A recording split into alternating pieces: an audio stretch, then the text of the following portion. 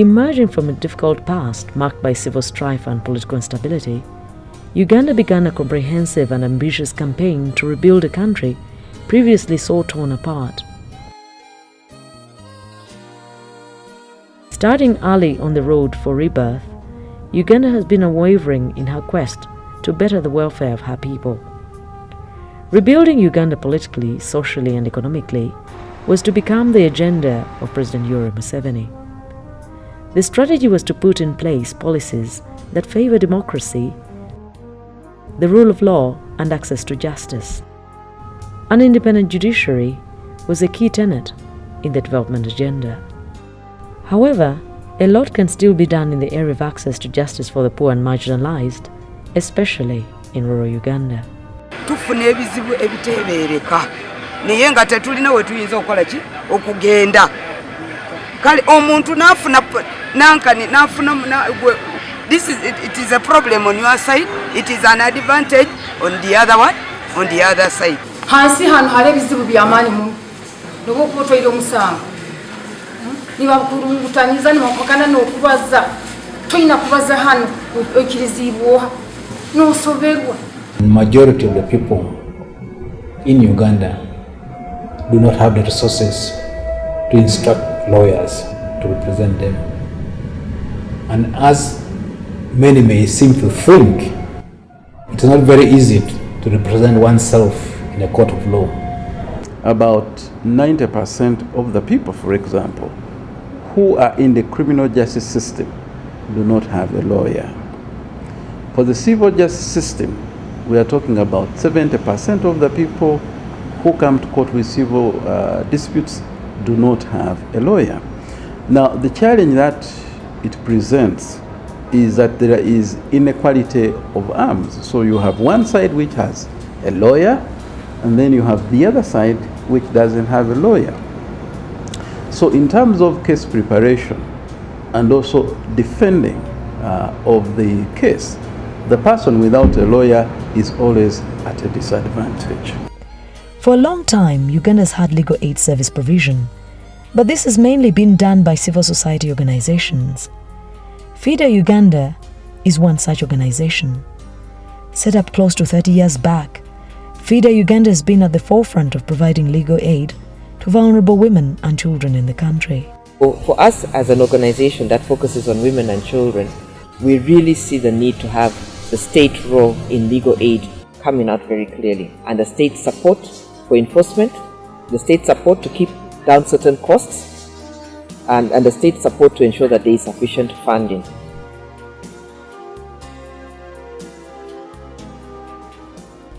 In 2009, the Justice Law and Order sector, together with well-wishers, piloted the Justice Centers Uganda across 4 pilot centers covering 30 districts. A one-stop shop regarding approach, scope and coverage was adopted by delivering legal aid targeting the poor, the marginalized and vulnerable persons. Justice Centers Uganda is now operating centers in all the 4 regions of Uganda. The pilot phase was completed in June 2013, necessitating a reviewing process to document best practices and lessons learned. There is already a best practices report. So it's a good tool for our cabinet to use, our members of parliament to use, and all the leaders that are concerned with this issue to use to establish a good institution, a good professional quality institution to deliver legal aid. Justice Centers Uganda, therefore, is a model that showcases and provides the government of Uganda with key learning experiences to inform policy, planning and programming for the provision of quality state-funded legal aid throughout the country. I hope you know that police bond is free. The model has a comprehensive outreach program that empowers people with legal aid such as the law on succession, marriage and divorce, among others. The experiment of Justice Center has shown and proved that it is possible for the state to provide legal aid as is mandated in the constitution of the country. Therefore, a legal aid policy is critical for an operational and regulatory framework.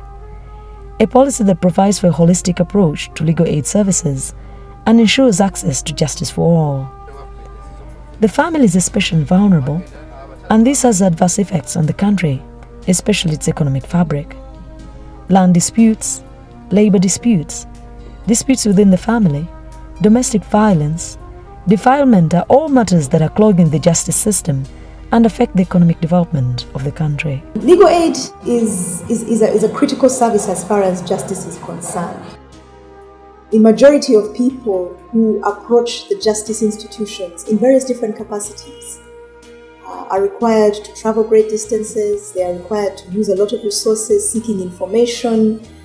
Many times, because of a lack of knowledge, they may spend a lot more than they are required to do. The draft legal aid policy has been prepared and is before Cabinet. This will guide the provision of legal aid services by the state, but will also provide for cooperation between state and non-state actors in terms of legal aid provision. The policy recognizes the current gaps in legal aid services. What we are looking at is having a platform where we can engage freely. We said these are the issues, these are our findings. When we go down to the grassroots, these are what your citizens are saying.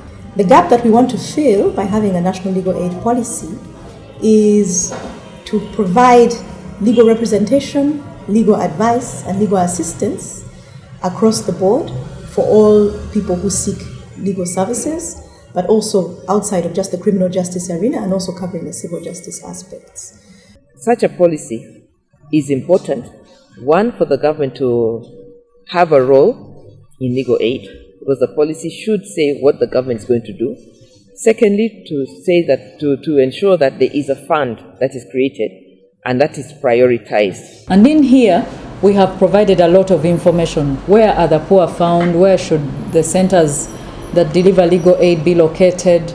How much does it cost per center to deliver legal aid a year? And my humble appeal is to all Ugandans out there that we need to support this cause. If the state could provide legal services through a scheme like legal aid, it will help the people, first of all, to handle their matters in court. Ignorance of the law is not an excuse. So everybody is assumed to know the law. But in reality, most of the people, including those who are educated, do not know the law. I would encourage each and every one of us to support this program, because the majority of our people are poor, and especially the women and children don't have any resources to help themselves in these processes. What is in the proposed policy document? It provides for the setting up of a national legal aid service provider. It also provides for having a regulatory process for legal aid service providers. This will strengthen the existing legal aid institutions so they can take on the responsibility of running legal aid provision in terms of monitoring, administering the means and merit test, and ensuring that it is uniform across the board. This would also deal with capacity building, maintaining of standards, and disciplinary issues. We are currently looking at the Law Council, which has a mandate to deal with legal aid service providers, and we anticipate that once the policy is adopted, the Law Council will be strengthened to make it efficient enough to be able to carry out this role effectively. Legal aid and the economy. We believe that legal aid, through its different facets, will be able to reduce costs of the justice system, and the savings from those expenditures can be translated into other more profitable economic activities. The fact that we would like to see decentralized across the country means that these gains would be experienced throughout the country and would not be centered in the urban areas as is currently the case.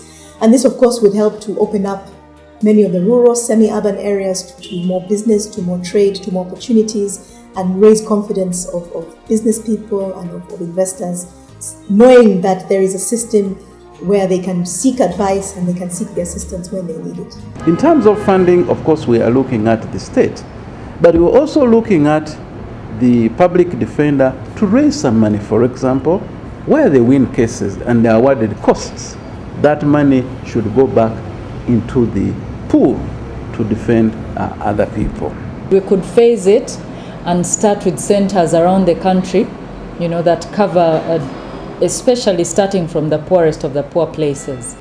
Access to justice is the bedrock of social and economic development of a people. Legal aid is a critical channel through which this can be achieved. If we want to achieve Vision 2040, so we need every Ugandan to participate in this economic development, which also ultimately leads to human development.